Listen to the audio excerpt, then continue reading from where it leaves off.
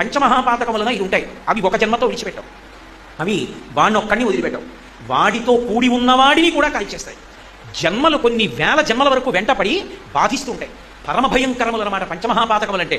అసలు వాటి గురించి చెప్పడానికి కూడా ఇష్టం ఉండదు, కానీ ఒక ఉపన్యాసం చెప్పేటప్పుడు తప్పదు కాబట్టి నేను వాటిని ప్రస్తావిస్తున్నాను. అందులో అన్నిటికన్నా ప్రమాదకరమైన పాపం ఏది అంటే బ్రహ్మహత్య, బ్రాహ్మణుణ్ణి చంపేయడం. బ్రహ్మహత్యాపాతకం అంటారు, అందుకని అది పాతకం, బ్రాహ్మణుణ్ణి చంపకూడదు. కాబట్టి బ్రహ్మహత్య మహాపాతకం. రెండవది చౌర్యం, అది విశేషించి బంగారాన్ని దొంగిలించడం. అంటే మిగిలిన దొంగిలించచ్చన్న ఉద్దేశం కాదు, బంగారం జోలికి ఎప్పుడూ వెళ్ళకూడదు, దొరికినా ముట్టుకోకూడదు. అందుకే స్వర్ణం దొంగతనం చేశాడనుకోండి కట్టి కుడిపేస్తుంది కొన్ని జన్మల పాటు. బంగారు దొంగతనం అంత ప్రమాదం. కాబట్టి బంగారమును దొంగిలించుట మహాపాతకం కిందకు వస్తుంది, పాపం కాదు, మహాపాతకం. అలాగే గురువు గారు తన ధర్మపత్నితో కలిసి ఏ మంచం మీద నిద్రపోతూ ఉంటారో ఆ మంచం మీద గురుపత్ని పడుకుని ఉండగా గురువు గారు లేనప్పుడు ఆ మంచం మీద గురుపత్నితో కలిసి పడుకోవడం, అంతకన్నా